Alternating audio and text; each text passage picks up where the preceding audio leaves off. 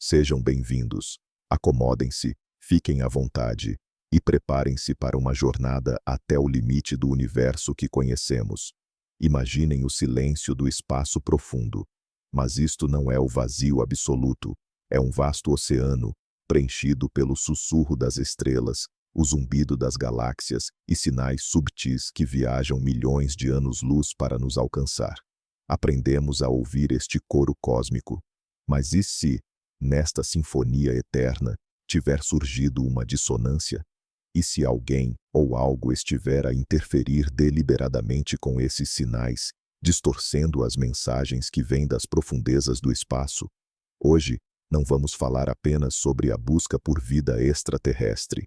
Vamos abordar uma anomalia perturbadora que força os cientistas a perguntar: estamos sozinhos no universo ou alguém está a tentar esconder a verdade de nós? Esta palestra é sobre uma misteriosa interferência nos sinais de rádio, sobre enigmas cósmicos que podem mudar a nossa percepção da realidade.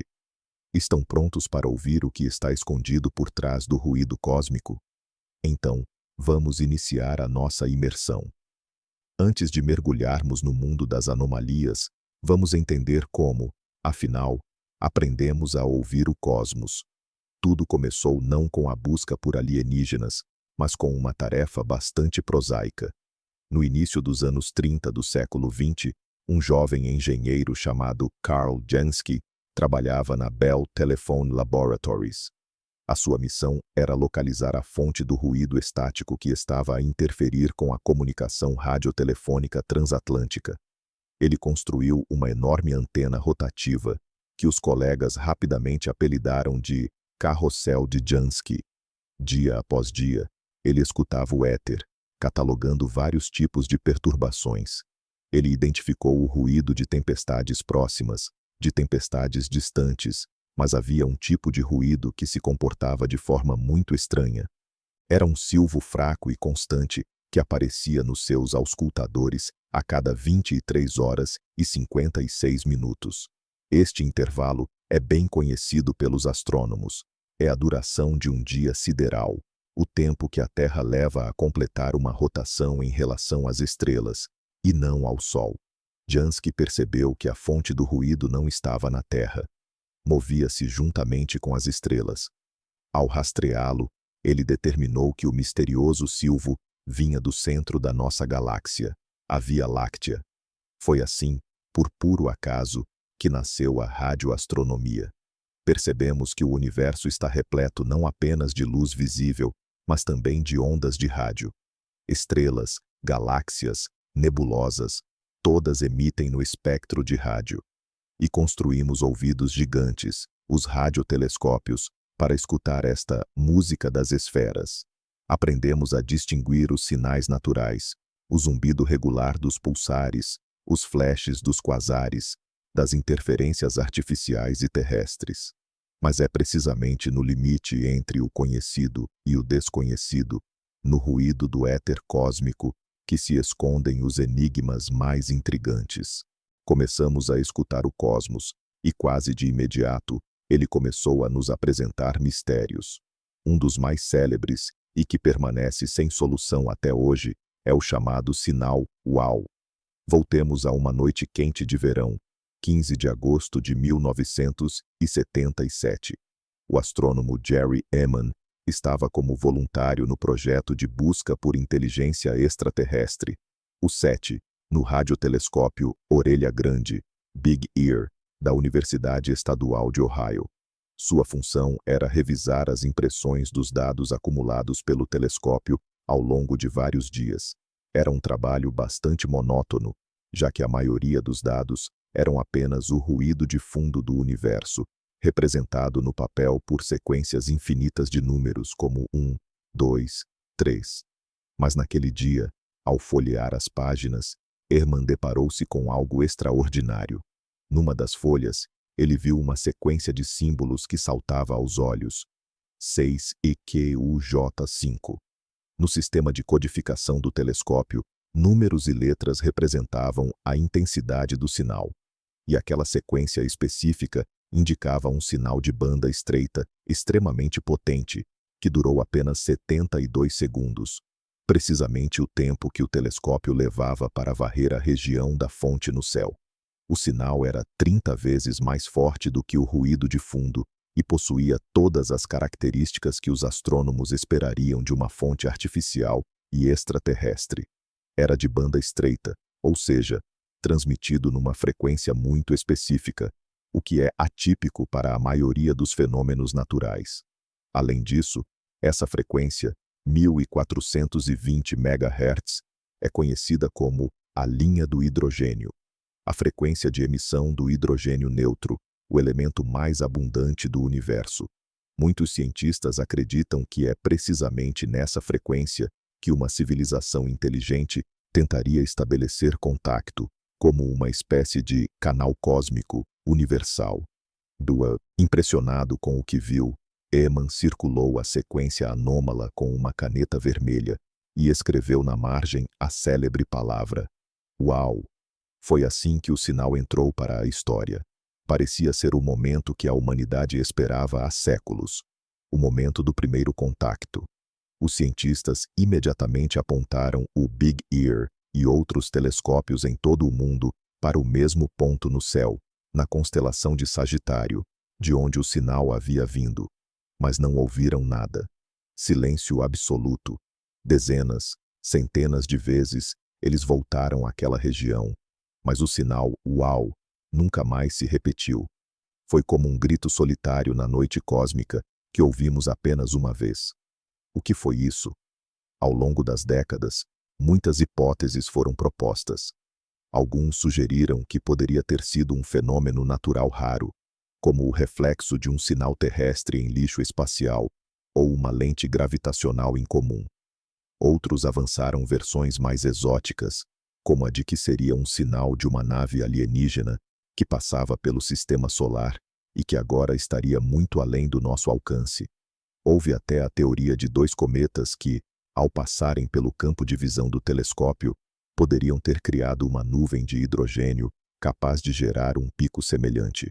Contudo, nenhuma dessas hipóteses conseguiu explicar de forma completa e convincente todas as características do sinal "Uau!".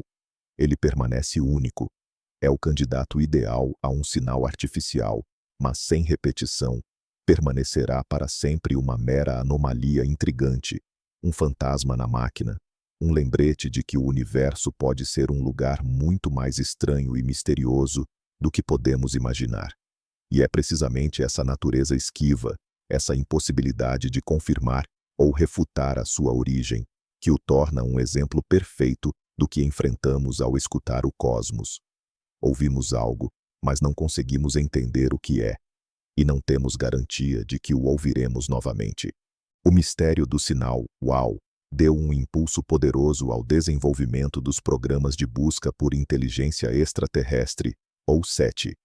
A ideia de que podemos procurar intencionalmente por nossos pares cósmicos não é nova, mas foi na segunda metade do século XX que ela deixou o campo da ficção científica e entrou no reino da ciência real. Um dos pioneiros desse movimento foi o jovem radioastrônomo Frank Drake. No ano de 1960, ele organizou o primeiro experimento SETI da história, batizado de Projeto OSMA. Usando o radiotelescópio de 26 metros em Green Bank, Virgínia Ocidental, Drake o apontou para as duas estrelas mais próximas, semelhantes ao Sol, Tau 7 e Epsilon Eridani. Ele as escutou na famosa linha do hidrogênio, na esperança de captar um sinal estruturado e artificial.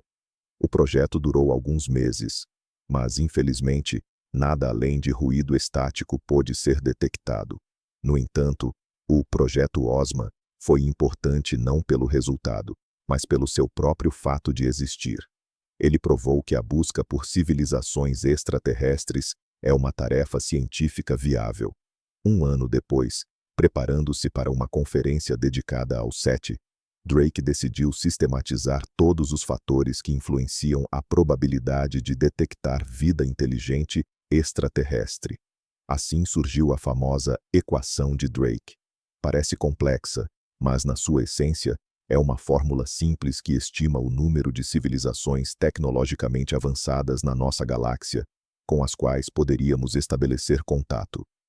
A equação leva em conta 7 variáveis: a taxa de formação de estrelas na galáxia, a fração dessas estrelas que têm sistemas planetários, o número médio de planetas habitáveis nesses sistemas, a fração de planetas onde a vida realmente surgiu, a fração de planetas com vida inteligente, a fração de civilizações que desenvolvem tecnologia para comunicação interestelar e, por fim, o parâmetro mais complicado e melancólico: o tempo médio de vida de tal civilização. O problema da equação de Drake é que só conhecemos com precisão o valor do primeiro parâmetro. Todos os outros são, em grande parte, palpites baseados no nosso conhecimento atual, que é bastante limitado. Dependendo dos valores que você insere, o resultado pode variar de ou seja, apenas nós, até milhões de civilizações. Mas a equação em si não é tanto uma ferramenta de cálculo exato, mas sim um mapa rodoviário filosófico.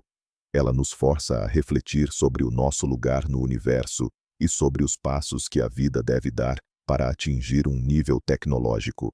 Além da escuta passiva, a humanidade também tentou o contato ativo. O exemplo mais conhecido é a mensagem de Arecibo, enviada em 1974 através do gigantesco radiotelescópio em Porto Rico. Era uma mensagem gráfica codificada em binário, que continha informações sobre o nosso sistema decimal, elementos químicos-chave, a estrutura do DNA, uma imagem de um ser humano, o nosso sistema solar e o próprio telescópio de Arecibo. A mensagem foi direcionada para o aglomerado estelar globular M13, localizado a 25 mil anos-luz de distância. Isso significa que, se houver alguém lá, só receberemos uma resposta daqui a, pelo menos, 50 mil anos. Portanto, foi mais um gesto simbólico, uma demonstração das nossas capacidades tecnológicas e do nosso desejo de nos apresentarmos. Os programas 7 continuam hoje, tornando-se cada vez mais sofisticados e ambiciosos. Escutamos milhões de sistemas estelares simultaneamente, analisamos enormes quantidades de dados com o uso de inteligência artificial. Mas, por enquanto, silêncio. Este grande silêncio do universo, conhecido como o paradoxo de Fermi. Se há tantas civilizações, onde é que elas estão todas? É uma das principais forças motrizes da nossa busca, e é ele que nos força a refletir. Talvez não estejamos procurando a coisa certa, ou no lugar certo, ou, o que é ainda mais intrigante, talvez os sinais existam, mas não consigamos reconhecê-los devido a alguma interferência estranha e incompreensível. A história da radioastronomia está repleta de momentos em que cientistas estiveram à beira de acreditar que fariam a maior descoberta da humanidade, mas no fim encontravam algo totalmente diferente, embora igualmente fascinante. Talvez o caso mais notório tenha ocorrido em 1967, na Universidade de Cambridge. Uma jovem estudante de doutorado, chamada Jocelyn Bell Burnell, estava trabalhando num projeto para estudar quasares, que são núcleos galácticos extremamente distantes e brilhantes. Para isso, ela, juntamente com seu orientador Anthony Hewish, construiu um novo radiotelescópio, cuja área era comparável a 57 quadras de tênis. A tarefa de Jocelyn era analisar quilômetros de fitas de papel cheias de dados, que o registrador produzia diariamente. Era um trabalho meticuloso e, francamente, muito rotineiro. Mas um dia, enquanto examinava mais uma pilha de dados, ela notou algo estranho. No meio do ruído caótico normal, havia um sinal muito curto e repetitivo, que parecia apenas um rabisco, quase imperceptível na fita. Era rápido demais e regular demais para ser um quasar. Ele aparecia com precisão espantosa a cada 1,33 segundos.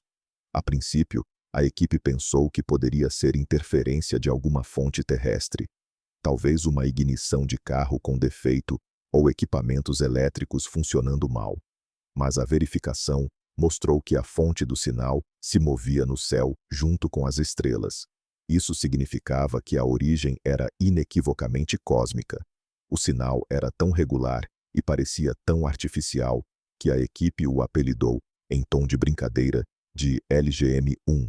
Essa sigla significava Little Green Men, ou Homenzinhos Verdes. Por um tempo, eles consideraram seriamente a hipótese de que poderia ser um farol de uma civilização extraterrestre. Anthony Hewish até se preocupou sobre como apresentar essa notícia ao mundo sem causar pânico. Ele sabia que, se fossem realmente alienígenas, a descoberta teria consequências colossais. Jocelyn Bell continuou seu trabalho e logo descobriu mais 3 sinais semelhantes, vindos de diferentes partes da galáxia. Ficou claro que era muito improvável que 4 civilizações distintas tivessem decidido nos enviar sinais ao mesmo tempo. Era, muito provavelmente, uma nova e desconhecida classe de objetos astronômicos. E a natureza desses objetos foi logo estabelecida. Eram pulsares, estrelas de nêutrons em rotação rápida. São restos superdensos de estrelas massivas que explodiram em supernovas. Com apenas algumas dezenas de quilômetros de diâmetro, elas possuem uma massa que excede a do nosso Sol. Elas têm campos magnéticos incrivelmente poderosos, que as forçam a emitir feixes estreitos de radiação de rádio de seus polos magnéticos. Como a estrela gira, esses feixes varrem o céu, agindo como os de um farol. Se a Terra estiver no caminho desse feixe, registramos um pulso curto e estritamente periódico. A descoberta dos pulsares se tornou uma das maiores conquistas da astronomia do século XX. Ela confirmou a existência de estrelas de nêutrons e nos forneceu uma ferramenta única para estudar estados extremos da matéria e testar a teoria da relatividade geral de Einstein. Por essa descoberta, Anthony Hewish recebeu o Prêmio Nobel de Física em 1974. Infelizmente, Jocelyn Bell, que de fato fez a descoberta, não foi incluída entre os laureados, o que ainda hoje gera controvérsia na comunidade científica. Mas a história dos Homenzinhos Verdes serviu como uma lição importante para todos os caçadores de sinais extraterrestres. Ela demonstrou que o universo é capaz de criar fenômenos que imitam, com uma precisão espantosa, aquilo que consideramos sinais de inteligência. A natureza provou ser muito mais engenhosa do que poderíamos imaginar. E essa lição nos obriga a ser extremamente cautelosos. Antes de gritarmos alienígenas, precisamos descartar todas as explicações naturais possíveis, mesmo as mais exóticas. E assim, munida da experiência do passado, a radioastronomia moderna deparou-se com um enigma capaz de ofuscar tanto o famoso sinal "Uau!" quanto a descoberta dos pulsares. Este mistério é conhecido como explosões rápidas de rádio, ou simplesmente FRBs. A história da sua descoberta, como muitas coisas neste campo, começou por acaso. Em 2007, o astrônomo Duncan Lorimer e o seu aluno David Narkevich decidiram reexaminar dados de arquivo recolhidos pelo radiotelescópio australiano Parkes em 2001. Eles procuravam novos pulsares, mas esbarraram em algo totalmente diferente. Era um único e extremamente potente pulso de rádio, que durou apenas alguns milissegundos, menos do que um piscar de olhos. Mas, nesse ínfimo espaço de tempo, libertou tanta energia quanto o nosso Sol irradia em vários dias. A análise do sinal revelou outra anomalia. Ele estava altamente disperso. Isso significa que as ondas de alta frequência chegaram um pouco mais cedo do que as de baixa frequência. Este efeito ocorre quando ondas de rádio viajam através do meio interestelar, cheio de eletrões livres. Quanto mais distante a fonte, maior a dispersão. E a dispersão deste sinal, posteriormente denominado explosão de Lorimer, era tão grande que apontava para uma fonte muito além da nossa galáxia, a bilhões de anos-luz de distância. Era algo completamente novo e incompreensível. Durante anos, a explosão de Lorimer permaneceu única. Muitos astrônomos estavam céticos, sugerindo que poderia ser um erro raro do equipamento ou alguma interferência terrestre mal interpretada. Contudo, em 2012, o telescópio Parkes registrou vários outros eventos semelhantes. Tornou-se claro que as explosões rápidas de rádio eram um fenômeno astrofísico real. Desde então, graças a novos telescópios mais sensíveis, como o canadense CHIME, detectamos centenas, se não milhares de FRBs todos os anos. Aprendemos mais sobre eles. Sabemos que eles vêm de todas as direções no céu, o que confirma a sua origem extragaláctica. Sabemos que alguns se repetem, emitindo pulsos do mesmo ponto no céu, enquanto outros explodem apenas uma vez e se calam para sempre. Em 2020, houve um avanço significativo. Pela primeira vez, os astrônomos conseguiram rastrear a fonte de um FRB dentro da nossa própria galáxia. Era um magnetar, um tipo especial de estrela de nêutrons com um campo magnético extremamente forte. Esta descoberta forneceu fortes evidências de que, pelo menos alguns FRBs, são gerados por magnetares. Talvez erupções poderosas na sua superfície, uma espécie de terremotos estelares, causem estas colossais descargas de radioenergia. No entanto, o mistério está longe de ser resolvido. O modelo do magnetar não consegue explicar todas as propriedades observadas dos FRBs. Por exemplo, por que alguns se repetem com periodicidade rigorosa? Um dos repetidores mais famosos, o FRB 2102, irrompe durante 90 dias, silencia por 67 dias, e o ciclo se repete.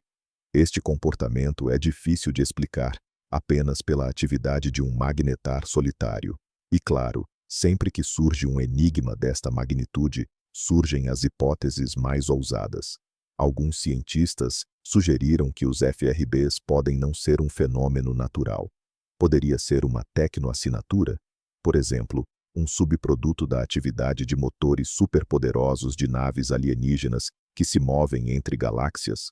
Ou talvez sejam sinais intencionais, faróis de energia estabelecidos por alguma civilização antiga para navegação ou comunicação intergaláctica. Por enquanto, isto é pura especulação. Mas a própria potência e brevidade destes sinais tornam-nos incrivelmente intrigantes. É como se nos desafiassem, exibindo processos físicos que ainda não conseguimos entender totalmente. E é precisamente nesta zona cinzenta entre o conhecido e o desconhecido que nasce a ideia de estarmos a testemunhar não apenas um cataclismo natural, mas algo que foi criado, e talvez até adulterado por alguém. Agora, vamos falar sobre o elefante na sala, ou mais precisamente, sobre o micro-ondas na cozinha. Antes de elaborarmos teorias sobre faróis galácticos e motores alienígenas, todo radioastrônomo precisa primeiro lidar com um problema muito mais trivial: a interferência de radiofrequência, ou RFI. Nosso planeta é um lugar incrivelmente barulhento na faixa de rádio.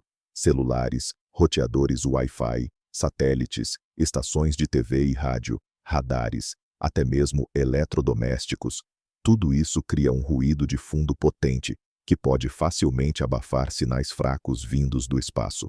Radiotelescópios são instrumentos extremamente sensíveis, capazes de captar um sinal que é bilhões de vezes menos potente do que o sinal do seu celular. Por isso, eles são tão vulneráveis a interferências terrestres. Os observatórios costumam ser construídos em locais remotos e pouco povoados, nas chamadas zonas de silêncio de rádio, onde o uso de muitos dispositivos eletrônicos é restrito por lei. Mas mesmo isso nem sempre é suficiente. A história da radioastronomia conhece inúmeros casos curiosos em que um sinal cósmico misterioso era, na verdade, algo perfeitamente terrestre. Mas talvez a história mais instrutiva de todas tenha ocorrido na famosa Observatório Parkes, na Austrália. A partir de 1998, o telescópio começou a registrar sinais de rádio estranhos e curtos, que foram apelidados de peritons. Eles eram semelhantes aos rápidos explosões de rádio, mas, ao contrário destes, pareciam vir de algum lugar na atmosfera da Terra e não do espaço profundo. Eles apareciam em momentos aleatórios e a sua natureza permaneceu um mistério por 17 anos. Os cientistas quebravam a cabeça, elaborando as mais diversas teorias, desde relâmpagos nas camadas superiores da atmosfera até fenômenos atmosféricos desconhecidos. O mistério dos peritons foi uma das razões pelas quais a comunidade astronômica duvidou por tanto tempo da realidade dos rápidos explosões de rádio, e se eles também fossem apenas alguma interferência local. A solução veio em 2015 e se revelou simultaneamente hilária e engenhosa. Uma equipe de astrônomos instalou um novo receptor no telescópio para monitorar interferências, e ele descobriu que os peritons só apareciam durante o horário de trabalho, especificamente na pausa para o almoço. Além disso, o novo receptor registrou os picos na frequência de 2,4 GHz, o que corresponde à frequência operacional dos micro-ondas comuns. Ao investigar, os cientistas descobriram que havia 2 micro-ondas antigos na cozinha da observatório. Quando um funcionário abria a porta do forno antes que ele terminasse totalmente o ciclo e o magnetron desligasse, ele emitia um breve pulso de rádio. Este impulso era captado pelo telescópio hipersensível. Tcharam! Os misteriosos peritons eram, na verdade, apenas astrônomos impacientes esquentando o almoço. Esta história é uma excelente ilustração do princípio da navalha de Ockham na ciência. A explicação mais simples é muitas vezes a correta. Ela nos ensina a importância de eliminarmos todas as fontes terrestres possíveis antes de anunciarmos uma descoberta cósmica. As observatórios modernas utilizam algoritmos complexos e sistemas de filtragem para descartar o RFI. Eles comparam sinais recebidos de diferentes telescópios, buscam correlações com satélites conhecidos e analisam o tempo de chegada do sinal. Mas, mesmo com tudo isso, sempre há a chance de que um novo tipo de interferência terrestre desconhecida seja erroneamente confundido com algo maior. E isso nos leva à questão principal da nossa palestra de hoje. Aprendemos a distinguir muito bem o ruído cósmico natural do nosso próprio ruído terrestre. Mas, e se houver um terceiro tipo de sinal? E se houver mais alguém a produzir ruído? E se essa interferência não for acidental, mas sim intencional? É neste ponto que adentramos o território das hipóteses mais ousadas e, por enquanto, indemonstráveis. Já analisamos anomalias naturais, como o sinal uau, uau. Falamos de fenômenos naturais, porém extremos, a exemplo das rajadas rápidas de rádio, FRBs. Discutimos o problema da interferência terrestre. Agora, vamos dar o próximo passo e perguntar: e se algumas destas anomalias, ou até mesmo todas elas, fizerem parte de algo maior e não humano? E se alguém, ou algo, estiver a interferir nos sinais de rádio que captamos? A primeira e talvez a mais inofensiva versão dessa interferência é a ideia de uma internet galáctica. Imagine a nossa galáxia, a Via Láctea, povoada por inúmeras civilizações avançadas. Se elas existem há tempo suficiente, é provável que tenham desenvolvido uma forma de comunicação a longas distâncias interestelares. Talvez tenham criado uma vasta rede de comunicação que abrange toda a galáxia. Neste modelo, as rajadas rápidas de rádio, FRBs, podem não ser apenas cataclismos naturais aleatórios, mas sim pacotes de dados transmitidos nessa rede. Nós, uma civilização jovem e tecnologicamente subdesenvolvida, captamos acidentalmente estes pacotes, mas não conseguimos decifrá-los. Para nós, parecem ruídos sem sentido, tal como tentar carregar um website moderno usando um modem dos anos 90. A periodicidade de algumas FRBs repetitivas nesta hipótese pode ser explicada pelo facto de estarmos na rota de algum tráfego regular, por exemplo, entre dois grandes nós dessa rede. A fonte do sinal pode estar em rotação e só interceptamos o seu feixe em momentos específicos. Esta ideia é, claro, altamente especulativa, mas explica elegantemente muitas das estranhezas das FRBs, a sua potência, a sua brevidade e a sua origem extragaláctica, se assumirmos que tal rede pode ser também intergaláctica. Neste cenário, a interferência não é dirigida contra nós. Somos apenas testemunhas acidentais de uma conversa alheia, a ouvir a porta sem entender o idioma. Vemos a luz dos carros a passar na autoestrada da informação, mas não conseguimos ler as matrículas. Isto torna o universo menos solitário, mas também enfatiza a nossa profunda isolação tecnológica. Ainda não crescemos o suficiente para sermos convidados para este clube galáctico. Estamos no nível de enviar sinais de fumo, enquanto outros já usam fibra ótica. Esta hipótese também sugere uma nova abordagem para o SETI. Em vez de procurar sinais simples e direcionados de olá, talvez devêssemos procurar vestígios de comunicações complexas, estruturadas, mas que não se destinam a nós. Isto é uma tarefa muito mais complexa, exigindo novos métodos de análise de dados. Temos de aprender a distinguir um sinal significativo, mas alienígena, do puro caos natural. Talvez a chave já esteja nos nossos arquivos de dados, mas simplesmente não sabemos como a encontrar. Estamos à procura de um simples olá, enquanto o que nos estão a transmitir é a totalidade de guerra e paz, num idioma que desconhecemos. Assim, a primeira explicação possível para as anomalias não é uma interferência hostil, mas sim um efeito colateral da atividade de civilizações que nos superam de tal forma que nem sequer notam a nossa existência. Os seus gases de escape são, para nós, o maior enigma da astrofísica, e este é, talvez, o mais otimista de todos os cenários especulativos. Vamos analisar a segunda hipótese de intervenção, que é mais complexa e intrigante. E se os sinais que estamos a captar não forem totalmente artificiais, mas sim fenômenos naturais modificados? Imagine uma civilização tão avançada que seja capaz de manipular objetos astrofísicos. Para ela, seria muito mais eficiente em termos energéticos não construir transmissores gigantes do zero, mas sim utilizar fontes de energia cósmica já existentes, como pulsares ou magnetares. Neste modelo, uma explosão rádio rápida, FRB, poderia ser iniciada por um processo natural, como um sismo estelar num magnetar.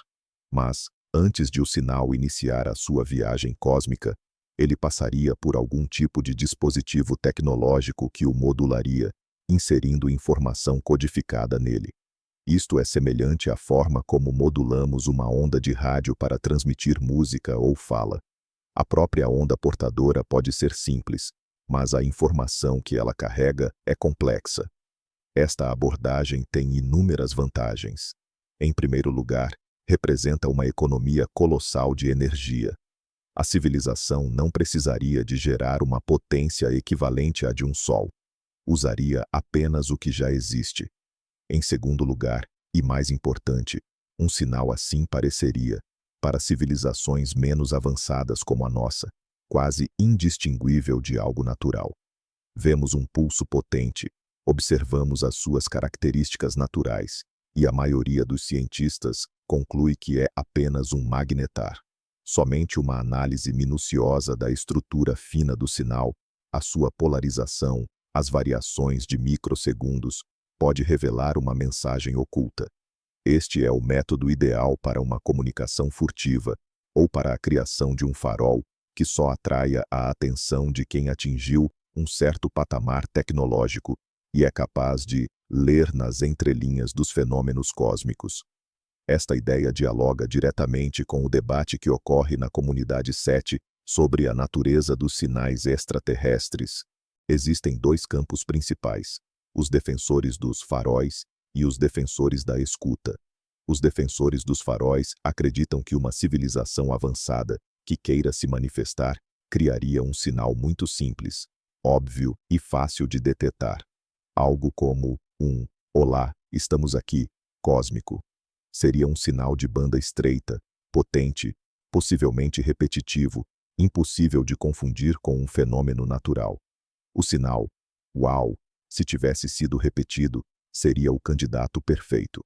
Por outro lado, os defensores da escuta argumentam que o que provavelmente vamos detectar não são mensagens direcionadas, mas sim o vazamento das suas comunicações internas, dos seus sistemas de radar ou subprodutos das suas tecnologias, exatamente como uma civilização alienígena poderia detectar-nos através da emissão das nossas estações de televisão e radares militares. A hipótese dos sinais naturais modificados oferece uma terceira via, um caminho intermédio. Pode ser, ao mesmo tempo, um farol e uma comunicação oculta. Um farol disfarçado de fenômeno natural. Para o encontrar, não basta ouvir. É preciso saber o que e onde procurar. É como encontrar uma mensagem secreta, escrita com tinta invisível numa página de um livro comum. Não a veremos a menos que a iluminemos com uma lâmpada ultravioleta. No nosso caso, a lâmpada ultravioleta são novos métodos de análise de dados e um profundo conhecimento da astrofísica. Se esta hipótese for verdadeira, é possível que já estejamos a receber mensagens há décadas, mas simplesmente não o saibamos. Elas perdem-se no fluxo de dados porque as interpretamos como ruído cósmico normal. Isso significa que a resposta para a principal questão da humanidade pode já estar nas nossas mãos. Só precisamos de aprender a lê-la. É uma ideia simultaneamente empolgante e um pouco deprimente. E agora, chegamos ao cenário mais perturbador e sombrio de todos. E se a interferência nos sinais cósmicos não for apenas um subproduto de atividades alienígenas, nem um farol amigável escondido? E se for intencional, hostil, ou no mínimo, motivada pelo medo? Aqui, entramos no território da hipótese da Floresta Negra, popularizada pelo escritor chinês de ficção científica Liu Cixin, mas já debatida em círculos científicos muito antes dele.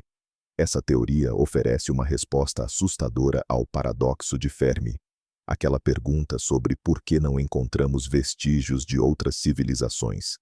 A resposta é simples. O universo é uma floresta escura. Nesta floresta, cada civilização é um caçador furtivo, armado até os dentes, rastejando entre as árvores e tentando não emitir um único som. Por quê? Porque há outros caçadores lá fora. Se você detecta outra vida, não há como ter certeza de suas intenções. Será amigável? Será hostil? É impossível saber. Qualquer contato é um risco colossal. E se essa outra civilização for tecnologicamente superior? Você se torna, para ela, ou uma ameaça potencial a ser eliminada preventivamente, ou simplesmente um recurso. Considerando que as distâncias interestelares tornam a comunicação e o entendimento plenos praticamente impossíveis, a estratégia de sobrevivência mais segura é o silêncio absoluto e a destruição de qualquer outra forma de vida que você detectar, antes que ela detecte e destrua você. Neste contexto, detectar é sinônimo de destruir. É por isso que todos permanecem em silêncio. Quem quer que revele sua localização será imediatamente aniquilado pelo caçador mais próximo e mais avançado. Nesse cenário, qualquer emissão para o espaço, qualquer mensagem como a de Arecibo, é um ato de loucura, uma sentença de morte que está simplesmente viajando em nossa direção na velocidade da luz. Mebu, se a hipótese da Floresta Negra estiver correta, isso muda completamente nossa percepção sobre as anomalias de rádio. A interferência nos sinais pode ter dois objetivos. O primeiro é a camuflagem. Uma civilização avançada pode distorcer ou aniquilar propositalmente suas próprias tecnossinaturas, fazendo-as parecer ruído natural para não atrair atenção. Ela usaria tecnologias complexas para que seu planeta e sistema estelar parecessem completamente inertes e desinteressantes na faixa de rádio. O segundo objetivo, ainda mais sinistro, é a supressão ativa de outros. Imagine um superpredador nessa floresta. Uma civilização que atingiu um nível de desenvolvimento capaz de monitorar vastas seções da galáxia. Se ela detectar o nascimento de uma jovem civilização tecnológica que começa a fazer barulho na faixa de rádio, como nós fizemos nos últimos 100 anos, ela pode não a destruir fisicamente. Em vez disso, ela pode simplesmente silenciar seus sinais. Ela pode criar interferências poderosas ou distorcer os sinais para que outros caçadores não notem essa jovem civilização. Por que faria isso? Talvez para reservá-la para si mesma como um recurso futuro, ou apenas para manter o princípio do silêncio de rádio em seu setor da galáxia. Nesse cenário, as rajadas rápidas de rádio poderiam ser, por exemplo, os disparos de algum atirador furtivo, destinados a cegar ou desinformar os observadores. Os sinais anômalos que não conseguimos explicar seriam ecos dessa guerra oculta ou da atividade de uma polícia cósmica que garante a manutenção do silêncio. Esta é, sem dúvida, a hipótese mais pessimista. Ela pinta um quadro de um universo que não é apenas vazio, mas cheio de medo e ameaças ocultas. Transforma nossa nobre busca por contato em um jogo mortalmente perigoso e nos força a olhar de uma nova maneira para o grande silêncio do cosmos. Talvez não seja o silêncio do vazio, talvez seja o silêncio ofegante daqueles que conhecem as regras do jogo e temem quebrá-las. Depois de considerarmos uma perspectiva tão sombria quanto a da floresta escura, voltemos a ideias mais científicas e menos especulativas, embora não menos intrigantes. Uma delas está ligada à possibilidade de estarmos a observar a atividade de civilizações de um tipo muito superior ao nosso, as chamadas civilizações de tipo segundo ou mesmo de tipo 3, segundo a escala de Kardashev. Recorde-se que esta escala, proposta pelo astrofísico soviético Nikolai Kardashev em 1964, classifica as civilizações pela quantidade de energia que são capazes de consumir e utilizar. Uma civilização de tipo primo é uma civilização planetária, que consegue aproveitar toda a energia disponível no seu planeta natal. Nós, aliás, ainda nem sequer atingimos esse nível. Somos classificados com aproximadamente 0,73 pontos. Uma civilização de tipo 2 é uma civilização estelar que aprendeu a controlar e utilizar toda a energia da sua estrela. O exemplo clássico desta tecnologia é a esfera de Dyson, uma mega-estrutura hipotética que circunda completamente uma estrela, capturando toda a sua radiação.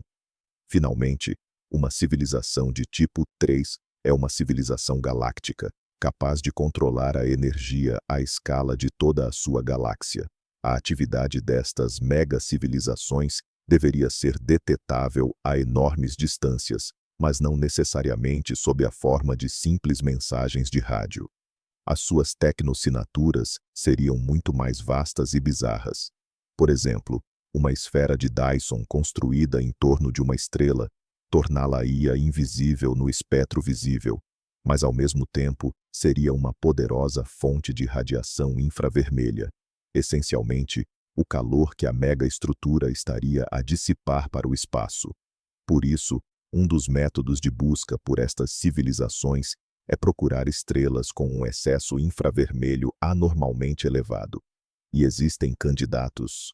O mais famoso é a estrela de Tebe, ou KISS 8462, que demonstra quedas de brilho estranhas e não periódicas, difíceis de explicar por causas naturais. Mas o que é que isto tem a ver com sinais de rádio e interferência? Uma civilização de tipo 2 ou terceiro, que opera com energias à escala de estrelas e galáxias, pode gerar efeitos colaterais que nós interpretamos como sinais de rádio anômalos. Imagine o processo de engenharia estelar. Alterar as características de uma estrela, movimentar estrelas, ou até mesmo iniciar explosões de supernovas de forma proposital, para obter os elementos necessários. Os processos energéticos que acompanham tal atividade seriam colossais. Estes podem gerar explosões de radiação em todos os espectros, incluindo o rádio. Para nós, estas explosões parecerão eventos incompreensíveis superpoderosos e talvez repetitivos, que tentaremos explicar utilizando os modelos astrofísicos que nos são familiares, magnetars, colisões de estrelas de neutrões e assim por diante. Mas, na verdade, isto pode ser apenas o ruído industrial de uma civilização galáctica. Neste cenário, a interferência não está, mais uma vez, dirigida a nós. Somos como formigas a viver na base de um arranha-céus em construção. Ouvimos o estrondo, sentimos a vibração do chão, vemos os flashes de soldadura, mas não conseguimos compreender que isto faz parte de um processo de construção inteligente. Para nós, são apenas cataclismos aleatórios e assustadores. Esta hipótese explica por que razão não recebemos simples sinais de saudação. Uma civilização capaz de construir esferas de Dyson provavelmente terá adotado há muito tempo outros métodos de comunicação, muito mais sofisticados, talvez usando ondas gravitacionais ou até mesmo fenômenos que a nossa física ainda não descobriu. A comunicação por rádio seria para eles o equivalente à pintura rupestre para nós. Tudo o que captamos são apenas ecos fracos da sua atividade grandiosa. A busca por estas tecnossinaturas é uma das áreas mais promissoras do SETI moderno. Isto obriga-nos a expandir a nossa imaginação e a procurar não apenas homenzinhos verdes, mas sim vestígios de engenheiros galácticos que estão a mudar a face do universo sem nos prestar a mínima atenção. Uma outra hipótese para explicar as anomalias nos sinais de rádio nos transporta para o domínio da física e da cosmologia mais fundamental. Falamos das chamadas cordas cósmicas. São defeitos topológicos unidimensionais e hipotéticos do espaço-tempo, que teriam sido criados nos instantes iniciais após o Big Bang. Imagine congelar água numa bandeja. À medida que a água congela, formam-se cristais de gelo que crescem a partir de diferentes pontos. Nas fronteiras onde esses cristais se encontram, podem surgir defeitos, como fissuras. Segundo a teoria, as cordas cósmicas seriam algo parecido, mas à escala de todo o universo. São, essencialmente, relíquias de transições de fase do universo primordial. Se existirem, essas cordas seriam incrivelmente finas, talvez mais estreitas que um próton, mas com uma massa e tensão colossais. Elas podem estender-se por distâncias gigantescas, possivelmente atravessando todo o universo observável. Espera-se que se movam no espaço a velocidades próximas da velocidade da luz e que formem laços fechados, o que as torna interessantes para o nosso tema. A interação destas cordas cósmicas com a matéria e a radiação deve gerar efeitos únicos e observáveis. Por exemplo, quando uma corda ou um laço deste tipo oscila ou se cruza, pode emitir poderosas explosões de ondas gravitacionais. Mas não só. A teoria prevê que, sob certas condições, como a formação das chamadas cúspides, que são dobras afiadas na corda, ela pode também emitir feixes extremamente potentes e focados de radiação eletromagnética, incluindo o espectro de rádio. Alguns cientistas sugeriram que os rápidos vislumbres de rádio, ou FRBs, poderiam ser exatamente esses eventos.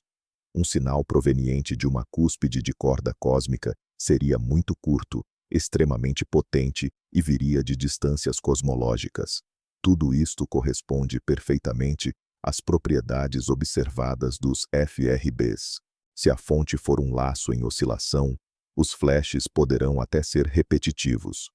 Além disso, esta hipótese pode explicar outros mistérios. As cordas cósmicas atuariam como lentes gravitacionais, mas com propriedades muito específicas. Elas criariam imagens duplas de quasares ou galáxias distantes, sem que houvesse massa de lente visível entre elas. E, aparentemente, tais pares de objetos gêmeos estão de facto a ser observados. No contexto da interferência ou engano, as cordas cósmicas são o exemplo perfeito de um fenômeno natural que imita um sinal artificial com uma precisão espantosa. Se detetássemos uma série de explosões perfeitamente periódicas e poderosas, provenientes de um laço de corda cósmica em oscilação, provavelmente iríamos confundi-las com o trabalho de um farol alienígena. Isto leva-nos de volta à lição que a descoberta dos pulsares nos ensinou. O universo é capaz de truques que podem enganar até os observadores mais experientes. Procuramos por inteligência, mas descobrimos uma nova física fundamental. O que, sejamos sinceros, não é menos fascinante, mas é outra história. Além disso, existe uma versão mais exótica desta hipótese. E se uma civilização tipo 3 avançada tivesse aprendido não apenas a observar, mas a manipular estas cordas cósmicas? Poderiam usá-las como cordas gigantes de uma harpa cósmica, fazendo-as vibrar na frequência necessária para criar sinais que viajassem por todo o universo. Seria o transmissor ideal, forjado pelo próprio tecido do espaço-tempo. Neste cenário, regressamos à ideia de modificação de fenômenos naturais, ou neste caso, primordiais. Veríamos uma explosão de uma corda cósmica, mas não saberíamos se foi causada por processos naturais ou por alguém que puxou a corda. De momento, a existência de cordas cósmicas é uma previsão puramente teórica, sem confirmação observacional sólida. No entanto, a sua busca continua, e se forem descobertas, isso não só será uma revolução na física, como também adicionará uma reviravolta nova e completamente inesperada à nossa história, sobre os misteriosos sinais das profundezas do espaço. Deixando um pouco de lado a física mais exótica, vamos nos concentrar nos próprios sinais. Que características um sinal precisa ter para que possamos dizer com confiança: sim, isso é artificial? Pesquisadores do Instituto SETI e outras instituições desenvolveram uma lista abrangente de critérios. Um dos mais importantes é a largura de banda do sinal. Fontes astrofísicas naturais geralmente irradiam em uma faixa de frequências muito ampla. É como o ruído de uma cachoeira que contém sons de todos os tons. Já um transmissor artificial, feito para comunicação, provavelmente usará uma largura de banda bem estreita, concentrando toda a energia em uma pequena seção do espectro para tornar o sinal o mais visível possível em meio ao ruído. É como o som de uma flauta no meio do barulho da cachoeira. É muito mais fácil de isolar. O famoso sinal "Uau" possuía exatamente essa característica. Ele era extremamente de banda estreita, o que o tornou tão intrigante. O segundo critério crucial é a presença de modulação. Sinais naturais costumam ser caóticos ou apresentam uma periodicidade simples, como a dos pulsares. Um sinal artificial, carregando informação, deve ser modulado. Isso significa que suas características, amplitude, frequência ou fase, precisam mudar ao longo do tempo seguindo alguma lei complexa e não aleatória. Decifrar essa modulação é uma tarefa posterior, mas, primeiro, precisamos detectá-la. O que buscamos é complexidade e ordem onde normalmente esperaríamos o caos. O terceiro sinal é o desvio Doppler. Como a fonte do sinal provavelmente estará em um planeta orbitando uma estrela, deveríamos observar uma mudança periódica na frequência do sinal. Quando o planeta se move em nossa direção, a frequência aumenta ligeiramente. Quando se afasta, diminui. Este efeito, o desvio Doppler, teria uma curva complexa, refletindo tanto a rotação do planeta em seu próprio eixo, quanto sua órbita ao redor da estrela. Detectar um desvio Doppler com uma curva de flutuação tão complexa seria uma prova muito forte de que a fonte está localizada em um planeta. O quarto critério é a polarização do sinal. As ondas eletromagnéticas podem ser polarizadas, o que significa que suas oscilações podem ocorrer em um plano específico. Muitas fontes naturais, como pulsares, emitem luz altamente polarizada. No entanto, um sinal artificial pode apresentar um tipo de polarização muito específico e complexo, como a polarização circular, que raramente ocorre na natureza de forma pura. Agora, munidos desses critérios, voltemos à nossa questão principal. Como uma intervenção pode se manifestar nessas características? Imagine que recebemos um sinal que é quase perfeito.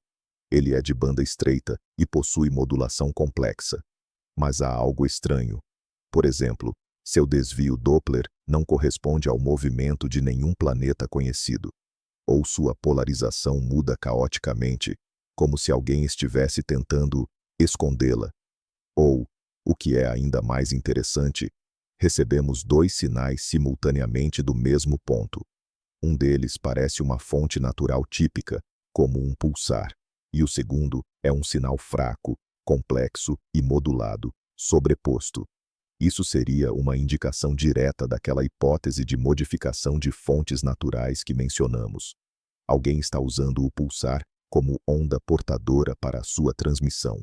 Ou, ao contrário, imagine que encontramos um sinal artificial perfeito, mas ele desaparece periodicamente. Não apenas sumindo, mas como se algo o estivesse bloqueando ou abafando. Este pode ser um sinal da atividade do superpredador, da hipótese da floresta escura, que está tentando ocultar esse sinal de outros observadores. A busca por anomalias e inconsistências tão sutis é a vanguarda do SETI moderno. Os cientistas não procuram mais apenas um sinal. Eles procuram um sinal dentro do sinal. Um sinal que tenta não ser um sinal, ou um sinal que está sendo ativamente interferido. Para isso, são utilizados supercomputadores poderosos e algoritmos de aprendizado de máquina, capazes de peneirar petabytes de dados em busca dessas estranhezas quase imperceptíveis.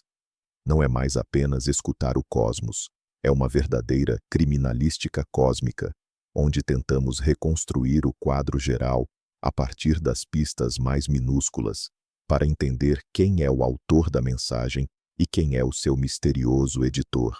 Vejamos agora um outro aspecto deste problema, frequentemente ignorado. Estamos sempre a falar de sinais de rádio.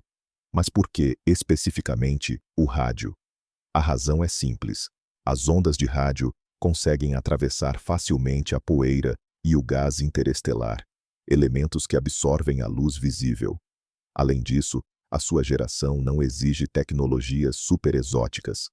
Nós próprios dominamos a comunicação via rádio há mais de 100 anos. Por isso, é lógico presumir que outras civilizações começariam por aí. Mas e se uma civilização altamente avançada já abandonou o rádio em favor de métodos de comunicação mais evoluídos? Isto é o que chamamos de hipótese da tecnologia obsoleta. Talvez estejamos à procura no sítio errado e pelo objeto errado, porque estamos a julgar com base na nossa própria experiência. É como se estivéssemos a tentar encontrar vestígios de uma civilização moderna, procurando fumo de fogueiras no céu. Sim, foi um método fundamental de comunicação a longa distância, mas hoje está irremediavelmente ultrapassado. Quais seriam as alternativas ao rádio? A primeira que nos vem à mente é a ótica, ou seja, os lasers. Um feixe de laser pode ser focado e direcionado com uma precisão incrível para um sistema estelar específico. Um sinal destes seria extremamente eficiente em termos energéticos e muito difícil de interceptar, a menos que se esteja exatamente na sua trajetória. Programas de SETI óptico já existem. Eles procuram flashes de luz muito curtos e monocromáticos, provenientes de estrelas, que poderiam ser pulsos laser. Até agora, sem resultados, mas a busca continua. Uma segunda alternativa, mais exótica, são os neutrinos. Estas partículas elementares quase não interagem com a matéria e podem atravessar uma estrela inteira sem sequer a notar. Isto torna-as um transportador de informação ideal e impossível de bloquear. O problema é que os neutrinos são igualmente difíceis de detectar. Temos detetores subterrâneos gigantescos, mas eles mal conseguem captar os neutrinos do nosso próprio Sol. Detectar um feixe direcionado de neutrinos de uma civilização alienígena é uma tarefa no limite das nossas capacidades atuais. A terceira possibilidade são as ondas gravitacionais, oscilações no próprio tecido do espaço-tempo. Com a descoberta de observatórios de ondas gravitacionais, como o LIGO e o Virgo, ganhamos uma forma inteiramente nova de estudar o universo. Uma civilização avançada poderia ter aprendido a gerar e a modular ondas gravitacionais, criando um canal de comunicação que estaria acessível em todo o universo. Mas como é que isto se relaciona com a nossa questão da interferência nos sinais de rádio? É muito simples. Se uma civilização usa, por exemplo, ondas gravitacionais para suas comunicações principais, o espectro de rádio pode tornar-se uma espécie de lixeira ou um subproduto tecnológico. Processos poderosos que geram ondas gravitacionais, como a manipulação de buracos negros ou estrelas de neutrões, podem, em simultâneo, gerar explosões colossais de emissão de rádio. Neste cenário, os surtos rápidos de rádio não são um sinal nem ruído industrial, mas sim o simples gás de escape de um motor ou transmissor de ondas gravitacionais. Isto explica a sua potência extrema e a sua aparente falta de sentido. Mais ainda, se ocorrer uma atividade complexa que envolva várias tecnologias num único ponto do espaço, podemos observar um padrão muito estranho. Por exemplo, detectamos um forte surto de rádio e, pouco depois, um surto de ondas gravitacionais vindas do mesmo local, seguido por um flash de neutrinos. Um evento multicanal como este seria praticamente impossível de explicar usando modelos astrofísicos padrão. Seria uma indicação clara de que algo artificial está a acontecer. É aqui que o termo interferência ganha um novo significado. Talvez ninguém esteja a interferir deliberadamente com os nossos sinais de rádio. Podemos estar apenas a observar o canal mais rudimentar e sujo de todo um espectro de comunicações. Ouvimos o estrondo e o ranger de uma construção, mas não vemos os planos dos arquitetos, nem ouvimos a comunicação deles por rádio. Isto significa que, para uma pesquisa bem-sucedida, precisamos de desenvolver a astronomia multicanal e procurar não apenas sinais isolados, mas sim correlações entre sinais em diferentes comprimentos de onda, do rádio às ondas gravitacionais. Só assim poderemos obter o quadro completo e distinguir o que é realmente estranho do que é, apenas por enquanto, inexplicável. Quando falamos de intervenção, sempre partimos do princípio de que ela acontece lá fora, no espaço sideral, e que nós, aqui na Terra, somos meros observadores passivos. Mas e se a situação for mais complexa? E se houver alguma entidade ou força a intervir não lá longe, mas bem aqui, no nosso sistema solar, ou mesmo nas imediações da Terra? Essa é a chamada hipótese da sonda alienígena, ou do vigilante. Segundo esta teoria, em vez de enviar expedições tripuladas caras e demoradas, uma civilização extraterrestre avançada poderia ter dispersado pela galáxia milhões de pequenas sondas, autônomas e autorreplicantes. Estas são conhecidas como as sondas de von Neumann. Elas viajariam de um sistema estelar para o outro, utilizando recursos locais para criar cópias de si mesmas, que por sua vez seriam enviadas mais longe. Desta forma, em poucos milhões de anos, um piscar de olhos na escala galáctica, a quase totalidade da galáxia estaria explorada.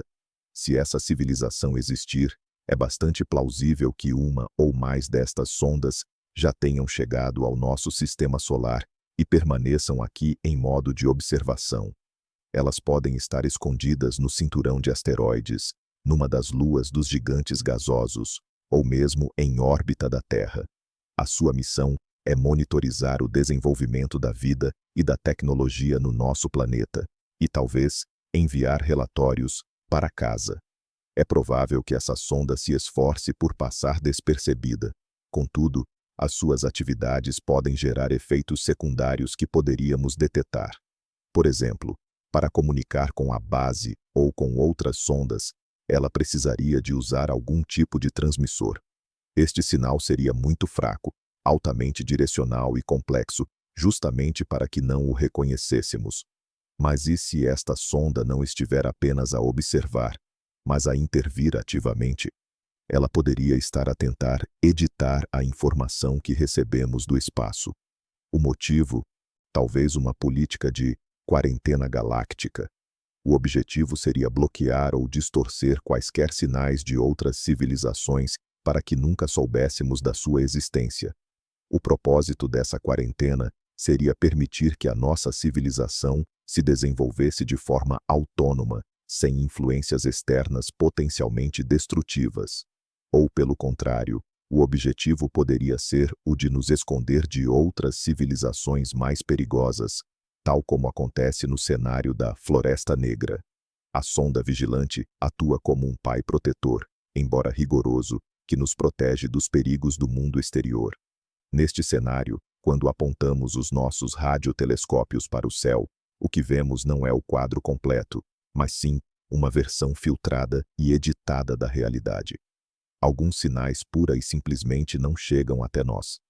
Outros podem ser distorcidos. E certos sinais anômalos podem ser criados pela própria sonda para desviar a nossa atenção ou direcionar o nosso desenvolvimento para um caminho específico. Esta é, claro, uma teoria altamente conspiratória, sem qualquer prova direta. As buscas por tais artefactos no sistema solar continuam, mas até agora sem sucesso. No entanto, esta hipótese força-nos a questionar a suposição fundamental subjacente a toda a radioastronomia, a de que o espaço entre nós e as estrelas distantes é vazio e transparente. E se não for? E se, mesmo à frente da nossa janela para o universo, houver uma cortina invisível a distorcer a visão? Isto traz o problema da intervenção das distâncias cosmológicas diretamente para a nossa porta, tornando-o ainda mais complexo e confuso. Não podemos ter a certeza de que o que vemos é o que realmente existe. E esta é, talvez, a forma de intervenção mais profunda e perturbadora que se pode imaginar. Mas voltemos aos fatos concretos, aos dados reais e observáveis. Nos últimos anos, com o surgimento da nova geração de telescópios hipersensíveis, começamos a acumular volumes de informação sem precedentes sobre o rádio-universo. E essa informação tem levantado novos mistérios que se encaixam perfeitamente na nossa discussão sobre intervenção. Uma das descobertas mais fascinantes foi a identificação dos chamados círculos radioestranhos, ou ORC, Odd Radio Circles. São estruturas gigantescas, quase anéis perfeitos na frequência de rádio, com diâmetros que chegam a 1 milhão de anos-luz. Eles são visíveis apenas em ondas de rádio, e não possuem um análogo óbvio nos comprimentos de onda óptico, infravermelho ou raio-x. Até agora, apenas alguns destes objetos foram detectados, e sua natureza é um mistério completo. As teorias atuais variam desde ondas de choque resultantes da fusão de buracos negros supermassivos até as consequências de processos exóticos no meio intergaláctico. Mas até agora, nenhuma teoria consegue explicar a sua forma ideal e a ausência de um objeto central visível que pudesse tê-los originado. Claro, imediatamente surgem hipóteses mais ousadas. Poderia isso ser algum artefato de mega-engenharia? Por exemplo, o rastro de um portal gigantesco ou um efeito colateral do motor que utiliza física exótica? A geometria perfeita destes objetos sugere uma origem artificial. Embora, como aprendemos com a história dos pulsares, a natureza também adora geometria. Outro mistério são as chamadas rajadas rápidas de rádio repetidas com longa periodicidade, FRBs. Já mencionamos uma delas, mas agora conhecemos várias. Elas demonstram ciclos de atividade e silêncio que duram centenas de dias. Tal comportamento é muito difícil de explicar com um objeto solitário, como um magnetar. Ao possuir um dos modelos, sugere que a fonte da FRB está num sistema binário, emparelhada com uma estrela massiva ou um buraco negro, por exemplo. Nesse caso, a periodicidade estaria ligada ao movimento orbital. O sinal só nos atinge quando a fonte emerge de trás da sua companheira ou atravessa uma determinada região do espaço. Mas e se essa periodicidade não tiver nada a ver com o movimento orbital? E se for um cronograma operacional artificial? Pode ser, por exemplo, um farol que liga e desliga de acordo com um calendário para economizar energia. Ou pode ser um sistema de defesa planetária que periodicamente varre o céu com potentes pulsos de radar. E aqui, mais uma vez, surge a ideia de intervenção. Se for um radar, ele pode não estar apontado para nós. Podemos estar apenas a cruzar acidentalmente o seu feixe, mas a sua operação pode criar interferências ou distorções em outros sinais mais fracos que atravessam essa região do espaço. Poderíamos ver um quasar distante periodicamente cintilar ou mudar as suas características, porque a sua luz está a passar pelo feixe potente de um radar alienígena. A descoberta dessa correlação, uma FRB periódica e uma distorção simultânea nas fontes de fundo, seria uma prova praticamente irrefutável da existência de tecnologia extraterrestre.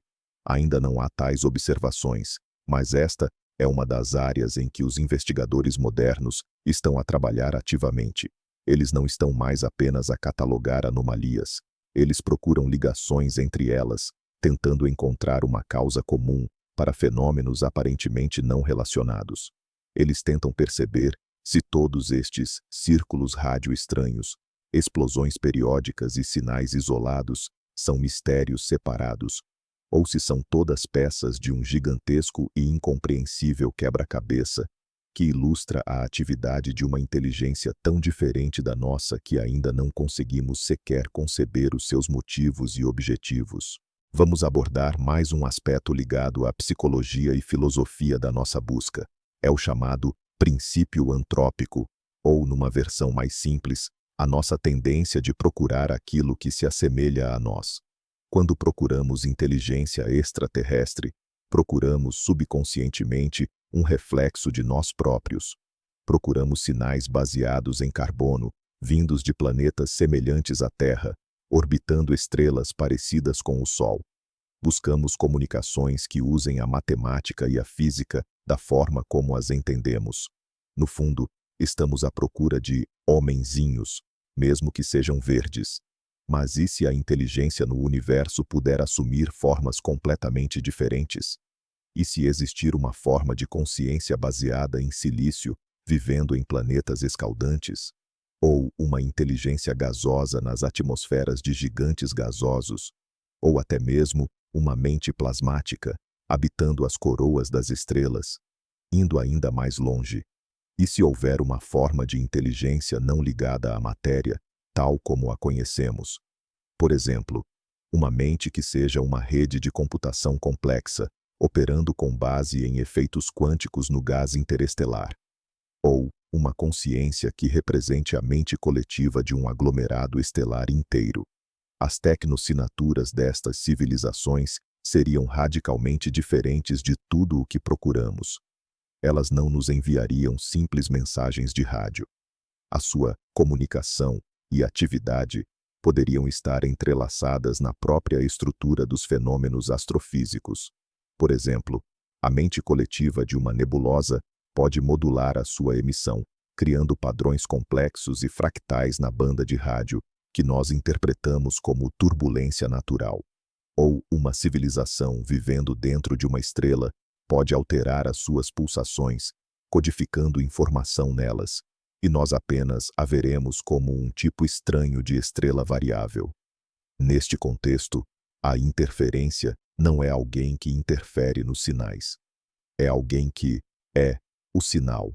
Os seus pensamentos, a sua vida, a sua cultura, tudo se manifesta como anomalias nos processos físicos que observamos. Tentamos separar o sinal do ruído, quando, na verdade, o sinal é o ruído. Procuramos uma agulha num palheiro, mas o palheiro inteiro é a agulha. Isto inverte completamente a nossa abordagem ao SET. Em vez de filtrarmos os dados e descartarmos tudo o que parece ruído natural, talvez precisemos, pelo contrário, de olhar de perto para esse ruído, procurando nele uma complexidade oculta, padrões não aleatórios, sinais de organização que vão além da física que conhecemos. É uma tarefa incrivelmente difícil. É como tentar encontrar uma conversa coerente no barulho da chuva ou no uivo do vento. O nosso cérebro não está preparado para isto, mas talvez a inteligência artificial possa ajudar-nos. Redes neurais treinadas em vastos volumes de dados astronômicos podem aprender a ver aquelas correlações subtis e não lineares que escapam ao olho humano. Talvez um dia, essa IA analise o espectro de um quasar qualquer e emita o veredito. Probabilidade de modulação artificial: 99%. E então perceberemos que estivemos a olhar para o nosso interlocutor o tempo todo, mas não o reconhecemos, porque esperávamos ver um rosto e vimos uma tempestade. Esta ideia de uma inteligência não humana também oferece uma nova explicação para o grande silêncio. Talvez o universo não esteja em silêncio. Talvez ele esteja a gritar em milhares de línguas diferentes, mas somos surdos a todas, exceto a nossa. E enquanto não aprendermos a sintonizar o nosso receptor com outras formas de ser e de consciência, continuaremos sentados na nossa pequena sala, a queixarmos-nos do silêncio, enquanto lá fora o carnaval está a arrebentar. Depois de analisarmos inúmeras teorias, das estritamente científicas às puramente fantásticas, somos inevitavelmente confrontados com a pergunta: e agora? Que passos práticos está a dar a ciência para desvendar o mistério dos sinais de rádio anômalos e da potencial interferência neles? O futuro da radioastronomia e do SET está ligado a várias áreas-chave. O primeiro pilar é a construção de telescópios ainda maiores e mais sensíveis. O projeto Square Kilometre Array, ou SKA, é, sem dúvida, o projeto científico mais ambicioso da história da humanidade. Será um radiotelescópio gigantesco, composto por milhares de antenas distribuídas pela Austrália e África do Sul, com uma área de recolha combinada de cerca de 1 km². Quando estiver totalmente operacional no final desta década, o SKA será 50 vezes mais sensível e capaz de rastrear o céu 10.000 vezes mais depressa do que qualquer radiotelescópio atual. O SKA poderá detectar sinais extremamente fracos, como a emissão de radar de um aeroporto numa exoplaneta a dezenas de anos-luz. Mapeará a distribuição de centenas de milhões de galáxias. Testará a teoria da relatividade geral em condições extremas e, claro, será o instrumento ideal para procurar tecnossinaturas e estudar anomalias como as explosões rápidas de rádio, ou FRBs. Com a sua ajuda, não só poderemos detectar as FRBs, como também estudar detalhadamente a sua estrutura, polarização e ambiente circundante, o que poderá, finalmente, permitir-nos compreender a sua natureza. O segundo pilar é o desenvolvimento da inteligência artificial e de métodos de aprendizagem automática para a análise de dados. Os volumes de informação gerados pelos telescópios modernos são tão vastos que um ser humano é fisicamente incapaz de os processar. Os algoritmos de IA podem peneirar este fluxo de dados em tempo real, identificando anomalias e potenciais sinais que serão posteriormente verificados por investigadores. Mais importante ainda, a IA pode ser treinada para procurar não apenas o que esperamos encontrar, mas também os desconhecidos desconhecidos, ou seja, sinais que não se enquadram em nenhuma das categorias existentes. Isto poderá ser a chave para descobrir as próprias formas de inteligência não humana de que temos falado. O terceiro pilar são as observações coordenadas e multicanal. Quando um telescópio detecta uma anomalia, a informação é imediatamente difundida por todo o mundo, e dezenas de outros instrumentos, radiotelescópios, telescópios ópticos, observatórios de raios-X e raios gama, detetores de ondas gravitacionais, apontam simultaneamente para esse ponto. Isto permite obter a imagem mais completa possível do evento e verificar se existem homólogos noutros comprimentos de onda. Esta abordagem já deu frutos, por exemplo, quando a fusão de duas estrelas de neutrões, detetada por ondas gravitacionais, pôde ser ligada a uma explosão de raios gama curta. No futuro, essa coordenação será ainda mais estreita e mais rápida. O quarto pilar E não menos importante, é o trabalho teórico. Os cientistas continuam a desenvolver novos modelos sobre o aspecto das tecnossinaturas, os potenciais subprodutos da atividade de civilizações altamente avançadas, e que novos fenômenos naturais, ainda desconhecidos, podem imitar sinais artificiais. Este trabalho ajuda os observadores a perceber exatamente o que devem procurar. Portanto, embora estejamos num impasse em muitas questões, o trabalho está em pleno andamento. Estamos a construir novas orelhas mais poderosas, a criar cérebros mais inteligentes para analisar o que ouvimos e a expandir a nossa imaginação para estarmos prontos para qualquer cenário, por mais improvável que seja. O mistério da interferência nos sinais cósmicos não é apenas um enigma científico, é um desafio à nossa inteligência, à nossa curiosidade e ao nosso lugar no universo. E a humanidade aceitou esse desafio. Vamos imaginar por um momento que o cenário mais improvável se torna realidade. Amanhã de manhã, os jornais saem com manchetes bombásticas. Confirmado, anomalias em sinais de rádio são o resultado de atividade de inteligência extraterrestre. O que isso significaria para nós? Quais seriam as consequências dessa descoberta? Essa questão é explorada no que chamamos de protocolo pós-contato. Na verdade, não existe um protocolo único e legalmente obrigatório, mas sim uma série de recomendações e acordos desenvolvidos pela comunidade científica, notadamente pela Academia Internacional de Astronáutica. O primeiro passo seria a verificação e a dupla checagem dos dados. Qualquer alegação de detecção de vida inteligente deve ser confirmada por pesquisadores independentes, usando instrumentos diferentes. Isso é crucial para eliminar a possibilidade de erro, fraude ou má interpretação. A história dos peritões e do forno de micro-ondas nos ensinou a ser extremamente cautelosos.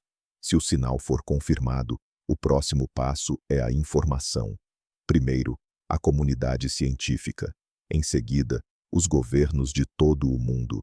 E, por fim, o público em geral, através da Organização das Nações Unidas. A ideia é evitar o pânico e a proliferação de rumores, fornecendo a informação de maneira centralizada e transparente. Mas a questão mais complexa e controversa é a resposta. Devemos responder? E se sim, o que devemos dizer? Sobre isso, as opiniões divergem drasticamente. Alguns, como o falecido Stephen Hawking, alertaram que qualquer resposta seria uma imprudência. Não conhecemos as intenções de outra civilização. Se eles são capazes de detectar um sinal de resposta nosso, mesmo que fraco, é provável que nos superem tecnologicamente de longe. Um encontro com uma civilização assim pode terminar para nós da mesma forma que o encontro dos nativos americanos com Colombo, ou seja, em catástrofe. Nesse sentido, a hipótese da floresta escura exige cautela máxima e silêncio. Outros argumentam que, se já fomos detectados, é tarde demais para nos escondermos. Pelo contrário, o silêncio poderia ser interpretado como hostilidade ou covardia.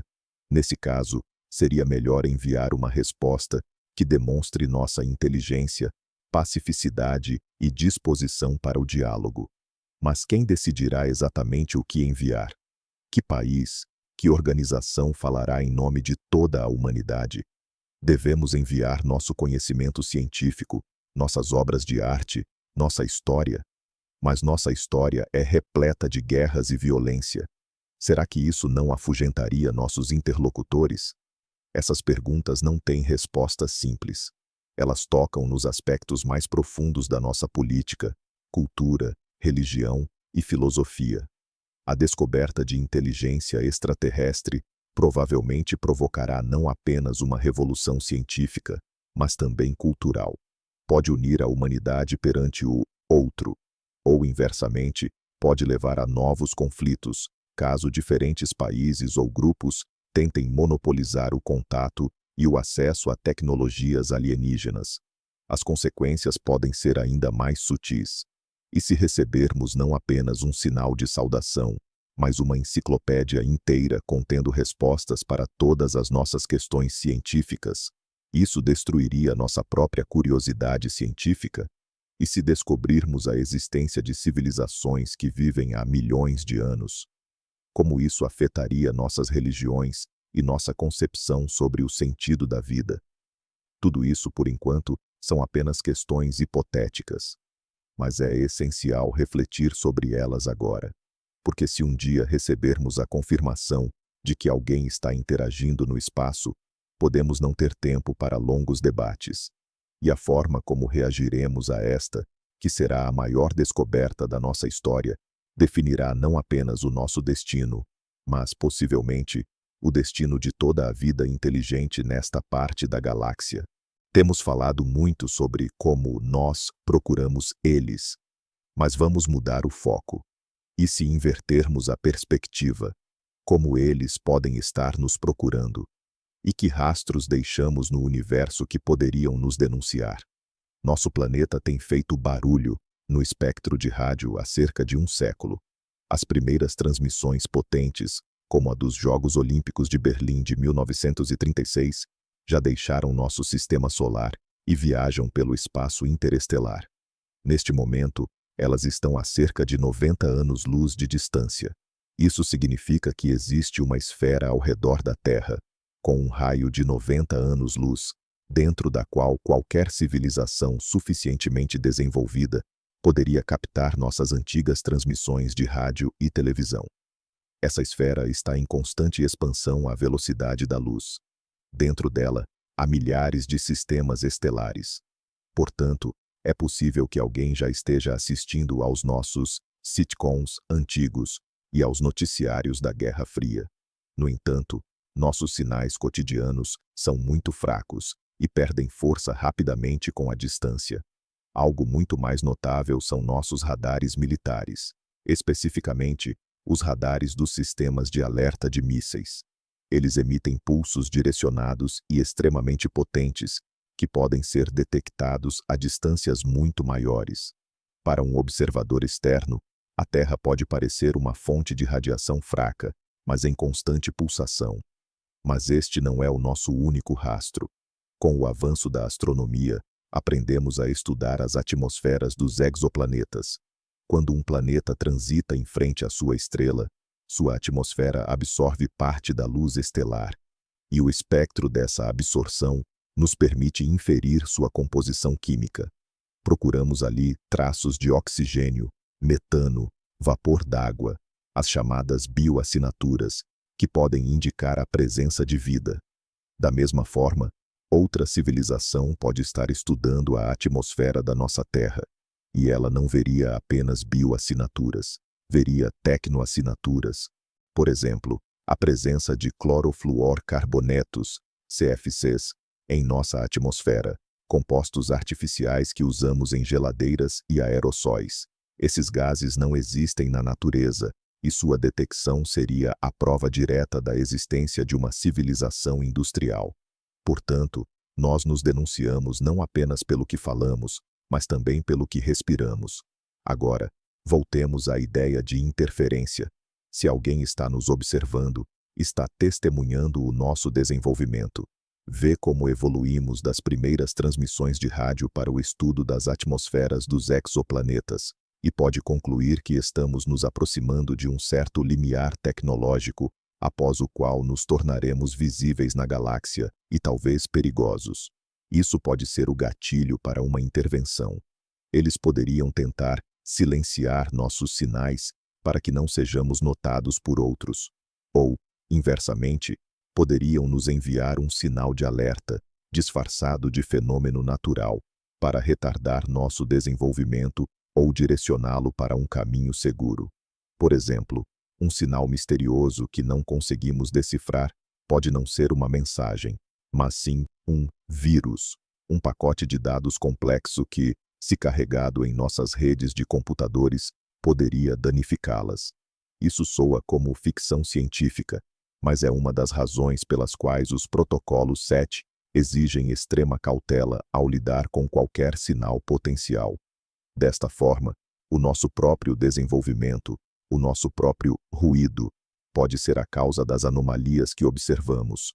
Somos como um adolescente que começa a ouvir música alta, e agora os vizinhos batem na parede.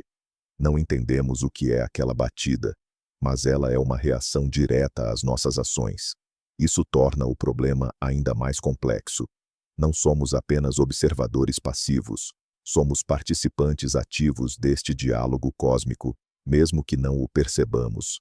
E cada nova conquista tecnológica, cada novo transmissor potente que ligamos, pode mudar o quadro que vemos e provocar uma reação que ainda não podemos prever.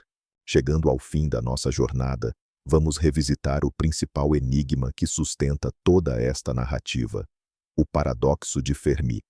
Batizado em homenagem ao físico Enrico Fermi, que, segundo a lenda, fez essa pergunta aos seus colegas durante um almoço em 1950, ele é muito simples. Onde estão todos? Nossa galáxia, a Via Láctea, contém, segundo várias estimativas, de 200 a 400 bilhões de estrelas. Muitas dessas estrelas são mais antigas que o nosso Sol. E em muitas delas, como agora sabemos, existem planetas. Mesmo que as condições para o surgimento da vida e o desenvolvimento da inteligência sejam extremamente raras, com esses números, deveriam existir na galáxia milhares, se não milhões, de civilizações tecnologicamente avançadas. Algumas delas teriam surgido bilhões de anos antes de nós. Nesse tempo, mesmo a velocidades muito lentas de viagem interestelar, elas poderiam ter colonizado toda a galáxia. Deveríamos estar vendo rastros da atividade delas por toda parte. Megaestruturas estelares, sinais artificiais, ou até mesmo sondas no nosso sistema solar. Mas não vemos nada. O cosmos parece vazio, estéril e silencioso. Este é o paradoxo.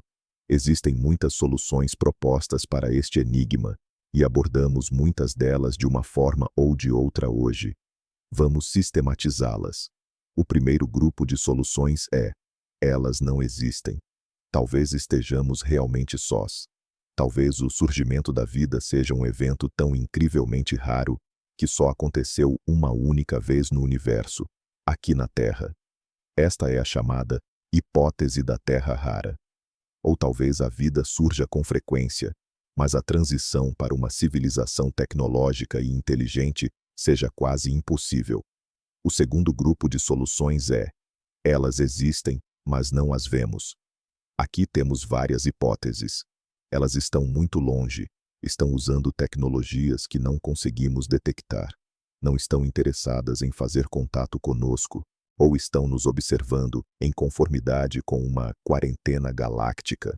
Todas elas foram extintas devido a algum grande filtro, um evento que destrói civilizações antes que elas consigam se espalhar pela galáxia. Por exemplo, guerra nuclear, catástrofe ambiental ou uma pandemia. Ou, como discutimos, elas se escondem intencionalmente, porque o universo é uma floresta escura. O terceiro grupo de soluções, o mais interessante para o nosso tema, é: elas estão aqui. Elas já chegaram ao nosso sistema solar, mas não as notamos. Esta é a hipótese das sondas de vigilância. Ou talvez elas sejam tão diferentes de nós que não as conseguimos reconhecer como formas de vida. Elas podem estar inseridas na própria estrutura do espaço-tempo, e é aqui que a ideia de interferência se torna central. Talvez o grande silêncio não seja o estado natural do universo. Talvez ele seja artificial. Algo ou alguém está intencionalmente criando essa ilusão de vazio. Esta é a solução mais radical para o paradoxo de Fermi. Não vemos ninguém. Não porque não haja ninguém, mas porque nos impedem de ver. O universo não está em silêncio. Ele está sendo silenciado. E aquelas anomalias, aqueles sinais estranhos que captamos ocasionalmente, não são mensagens. Podem ser gritos de socorro, ou falhas no sistema de supressão, ou ecos da luta daqueles que tentam romper este bloqueio de informação. Este pensamento é, ao mesmo tempo, assustador e esperançoso. Significa que não estamos sozinhos na nossa prisão. mas também significa que estamos dentro de algum tipo de jogo gigantesco e incompreensível, cujas regras desconhecemos. E o nosso próximo passo é tentar compreender quem estabeleceu essas regras e com qual objetivo. Talvez, ao desvendarmos o mistério dos sinais de rádio anômalos, encontremos a resposta não apenas para a pergunta: estamos sós no universo, mas também para uma muito mais crucial: somos livres? Percorremos uma jornada imensa, desde as primeiras descobertas acidentais de Carl Jansky até a busca intencional por sinais, usando radiotelescópios gigantes. Da simples pergunta: existe alguém lá fora? Até teorias complexas sobre a internet galáctica, a floresta negra e a intervenção no próprio tecido da realidade. Vimos como o aparentemente simples sinal, uau, pode inquietar a mente dos cientistas por décadas. Como a descoberta dos pulsares nos ensinou que a natureza pode ser a mistificadora mais engenhosa, e como mistérios modernos, como os rápidos estouros de rádio, nos obrigam a repensar os fundamentos da astrofísica. A principal conclusão a que podemos chegar é simples e profundamente significativa. O universo não está em silêncio. Ele está cheio de sons, sinais, sussurros e gritos. A maioria deles são processos naturais. A rotação de estrelas de nêutrons, a fusão de buracos negros, o eco do Big Bang. Mas, no meio deste coro, podem estar escondidas outras vozes. A ideia de que alguém está a interferir nesta transmissão cósmica deixa de ser domínio de escritores de ficção científica e torna-se uma hipótese de trabalho plenamente válida, permitindo-nos olhar de uma nova perspectiva para as anomalias que observamos. Esta intervenção é um subproduto da atividade de supercivilizações que simplesmente não nos notam? Ou são mensagens ocultas, disfarçadas de fenômenos naturais? Ou talvez seja o silêncio sinistro imposto pelo medo, onde os raros surtos são falhas num sistema de controlo total? Nós não sabemos a resposta, mas a própria busca por ela está a mudar-nos. Ela obriga-nos a construir instrumentos incríveis, a desenvolver a inteligência artificial, a espreitar os recantos mais distantes do espaço e do tempo. Ela força-nos a cooperar, unindo os esforços de cientistas de todo o mundo. Em última análise, a busca por inteligência extraterrestre é a busca por nós mesmos, pelo nosso lugar neste cosmos vasto, misterioso e infinitamente surpreendente. Obrigado por terem passado este tempo comigo, refletindo sobre um dos maiores mistérios que se colocam à humanidade. Não se esqueçam de subscrever o canal para não perderem novas viagens ao mundo da ciência e dos enigmas. Deixem o vosso like se este tema vos fez pensar. E agora, quero fazer-vos uma pergunta para a qual não há resposta certa. Imaginem que são aquele astrônomo que recebe a prova irrefutável de que alguém está a interferir nos sinais, que não se trata de um fenômeno natural. O que sentiriam nesse momento? A euforia da descoberta? Ou um medo que gela a alma? Escrevam as vossas reflexões nos comentários. Boa noite.